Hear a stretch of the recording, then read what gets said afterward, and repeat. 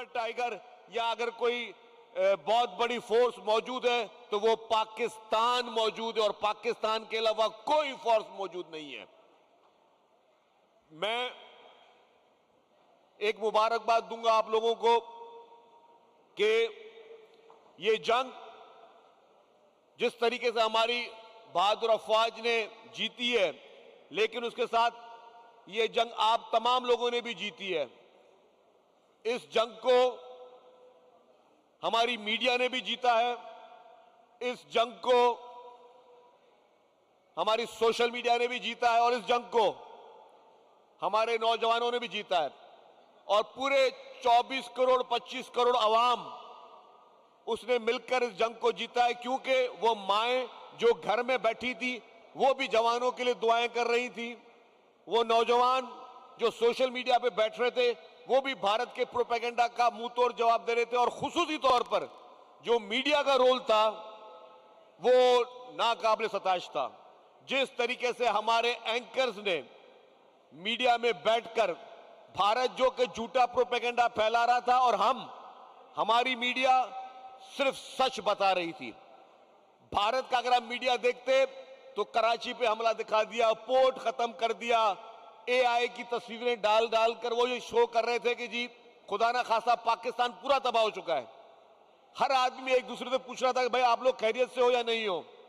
भारत सिर्फ झूठे प्रोपेगेंडा पे काम कर रहा था, लेकिन हमारी मीडिया ने हर वो चीज भारत के मुंह पे रखी और वही डर और खौफ था भारत का कि जंग शुरू होने से पहले उस मक्कार और दहशतगर्द भारत ने पहले आपके मीडिया पे पाबंदी लगाई, आपके टीवी चैनल्स पे पाबंदी लगाई, आपके सोशल मीडिया पे पाबंदी लगाई, आपके यूट्यूब चैनल्स पे पाबंदी लगाई। तो ये हमारी मीडिया ने भी जिस तरीके से एक बहुत जिम्मेदारी का सबूत दिया है, मैं आप तमाम लोगों से गुजारिश करूंगा कि जिस तरीके से आप हमारे बहादुर अफवाज के लिए तालियां बजा के शाबाश दें, उस तरीके से हमारी इस मीडिया के लिए भी तालियां बजा के शाबाश दें आप, क्योंकि ये पूरी कौम ने जंग लड़ी है। और अगर इस जंग में मैं खुसूसी तौर पर एक खास खानदान का जिक्र ना करूं तो मेरे ख्याल से वो ज्यादती हो जाएगी।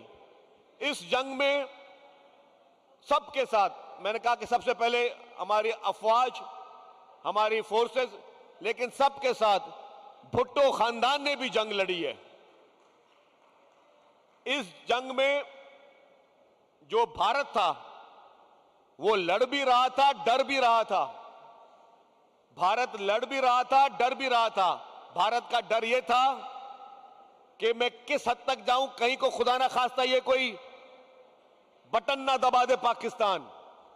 वो जो बटन का खौफ था, वो एटमी ताकत का जो खौफ था, जो पूरी दुनिया को पता कि पाकिस्तान एक एटमी कुव्वत है, वो एटमी कुव्वत बनाने वाला कोई और नहीं, वो आपका और हमारा कायद अवाम शहीद जुल्फकार अली भुट्टो साहब थे, जिन्होंने पाकिस्तान को एटमी ताकत दिया।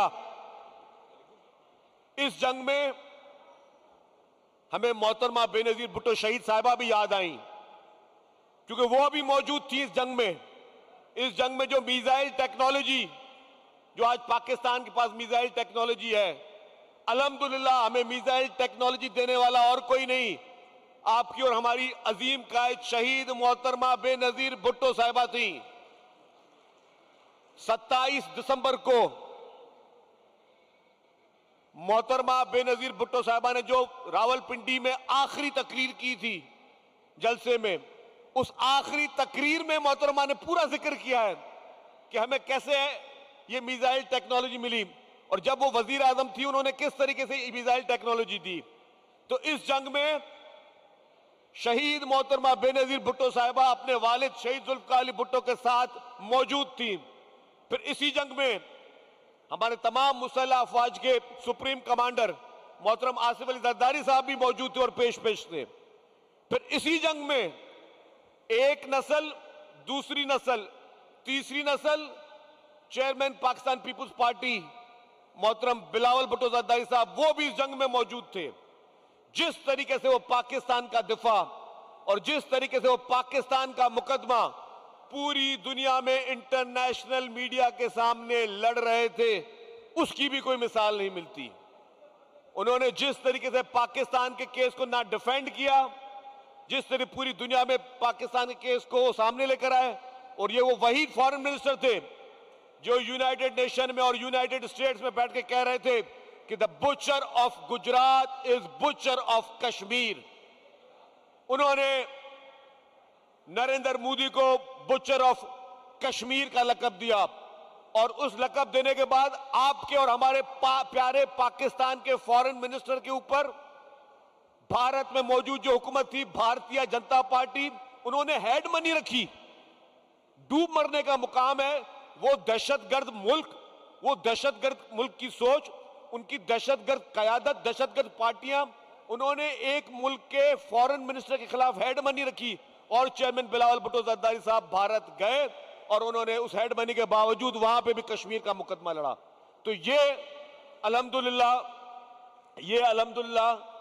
मैं कहूंगा कि इस जंग में जिस तरीके से मैं सलाम पेश करता हूं हमारी बहादुर अफवाज को, उसी तरीके से मैं पीपुल्स पार्टी की लीडरशिप को भी सलाम पेश करता हूं कि तीनों की तीनों नस्लें भुट्टो खानदान की इस जंग में मौजूद थी। उनकी कामयाबियां, उनके कारनामे, उन्होंने जो मदद की है इस मुल्क के लिए, जो उन्होंने मुल्क की खिदमत की है, वो इस जंग में पेश थी। और ये मदद जो उन्होंने की है ये अभी के लिए नहीं है, ये लाइफ टाइम के लिए है। जब तक इंशाअल्लाह ताला ये दुनिया कायम रहेगी, पाकिस्तान कायम रहेगा, और जब तक पाकिस्तान कायम रहेगा तो ये हमारी एटमी टेक्नोलॉजी भी कायम रहेगी, मिसाइल टेक्नोलॉजी भी कायम रहेगी, और हमारी बहादुर अफवाज भी कायम रहेगी। कहने के लिए बहुत कुछ है मेरे दोस्तों, वक्त बहुत कम है, मेरे सीनियर लीडरान बैठे हुए हैं, मैं ज्यादा टाइम नहीं लूंगा। आप लोगों का बहुत बहुत शुक्रिया। भारत को आपने जिस तरीके से, हमारे फौजी जवान बैठे हैं, आपने भारत को धूल चटाई है। पूरी दुनिया आप पे फख्र करती है, पूरी मुस्लिम दुनिया आप पे फख्र करती है, पूरा पाकिस्तान का बच्चा बच्चा आप पे फख्र करता है। आप लोगों का बहुत बहुत शुक्रिया। पाकिस्तान जिंदाबाद। वज़ीर सिंध शर्जील मेमन तकरीब से खिताब कर रहे थे। उनकी जानिब से कहा गया कि पाक अफवाज की कामयाबी तारीख में सुनहरे अल्फाज में लिखी जाएगी। अफवाज पाकिस्तान ने दुश्मन को धूल चटाई, दुनिया में पैगाम गया कि पाकिस्तान की अफवाज मजबूत है। शर्जील इनाम मेमन तकरीब से खिताब कर रहे थे। उन्होंने खिताब में कहा कि पाक अफवाज की कामयाबी तारीख में सुनहरे अल्फाज में लिखी जाएगी। अफवाज पाकिस्तान ने दुश्मन को धूल चटाई, दुनिया में पैगाम गया कि पाकिस्तान की अफवाज मजबूत हैं। भारत का एशियन टाइगर्स का ख्वाब चकनाचूर हो गया है। सीनियर वज़ीर सिंध शर्जील इनाम मेमन खिताब कर रहे थे। उन्होंने खिताब किया और पाक अफवाज की कामयाबी पर तारीख में सुनहरे अल्फाज में लिखा जाएगा।